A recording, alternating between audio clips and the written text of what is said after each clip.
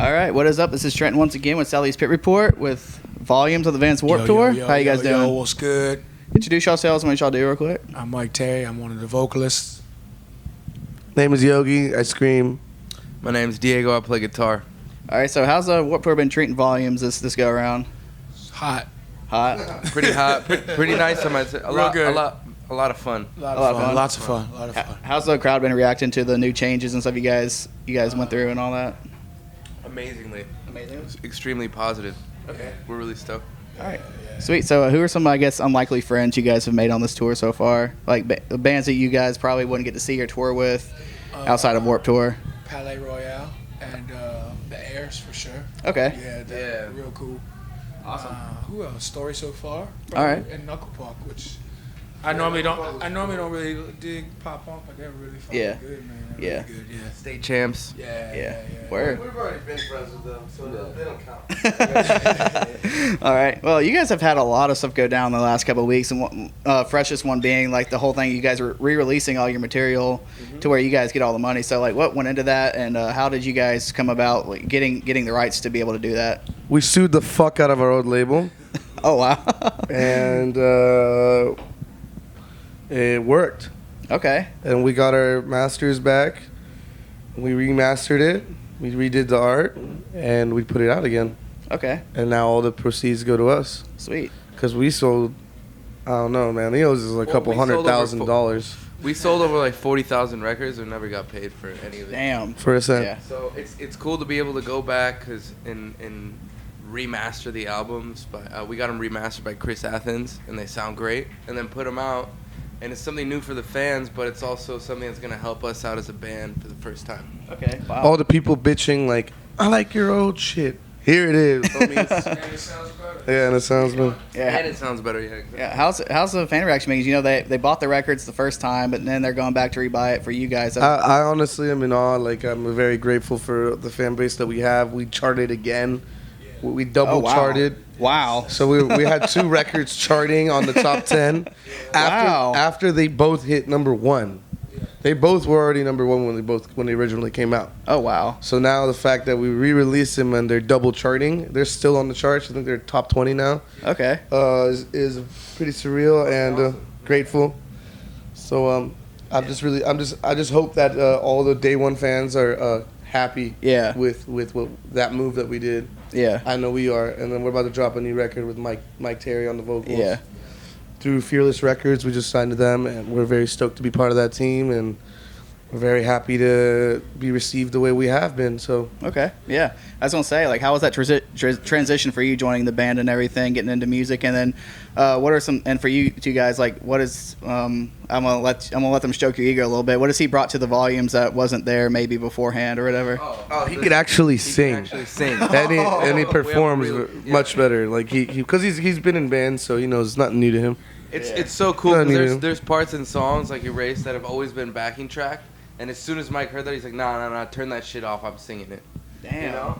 So yeah, he's hitting some crazy notes. Okay, so you're saying like the songs like Erase, like, well, the clean vocals wise, that was. Yeah, he's gonna be singing Edge of the Earth. Okay. You know what I'm saying? Stuff that really crucial stuff that has never been performed vocally. Okay, so Awesome. What about you? What was it like transitioning into this band for you personally? It was pretty awesome, man. It happened. I guess it was really organically. We met at a party and we were just kicking it, and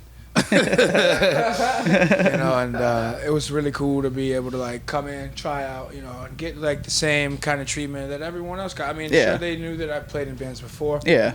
But they weren't really like, oh, you got a spot. Like, I really had to like show them, hey man, we can do some shit. So I think it's been cool. The fans have been really awesome.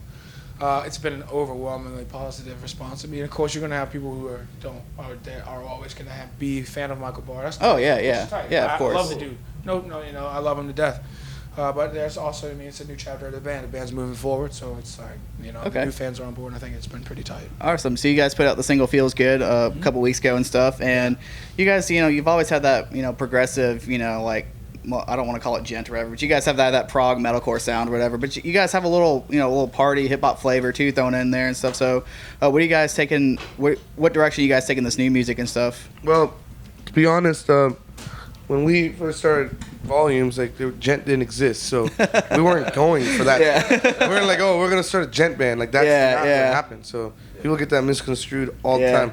We just wanted to write music. Of course, we listened to the bands that all the fucking gent bands copied, like Meshuggah. But we just happened to be one of the first ones to be like, this is tight, but we want to make a melodic version and more like, you know, dual vocalists, the rap hip hop vibe. And then as any artist, we just started touring and we started evolving, and we just wanted to, well, on top of that wanted to change and progress as a musician, but all these bands started copying that sound, so we wanted to go away from that. And I started rapping a lot, and I started collaborating with rappers that are actually doing shit. Okay. You know what I mean? On the same scale as some of these bigger bands. Oh, wow. And then we collabed with them on the new album. Okay. And I started rapping on a new album. So then, as the music changed, the vocal aspect changed, and just like our whole overall, like, how we look at what we want to do with this next record changed. This next record coming out, it was the one that is the most different by far, in a good way, evolved. Okay. You know what I mean? Nice. Like, nice. We really went out of our way to, like, try to express certain things that haven't been expressed in the past record. Okay. So, as an outsider, you know, just joining the band, like, it's a natural progression from like Concept to Dreaming, then No Sleep. It's like, it's what you would expect. You've heard like you know the heavy, the light. It's a combination of all of those things wrapped into one. We tried rapping on No Sleep. Yeah. It just wasn't working out. It wasn't there yet. Yeah. Music, it wasn't there yet. And then this time around, Diego really liked that idea. He's like, yo, like that idea that you have about, like, you know, putting rapping. So then he wrote the songs with that in mind. Yeah.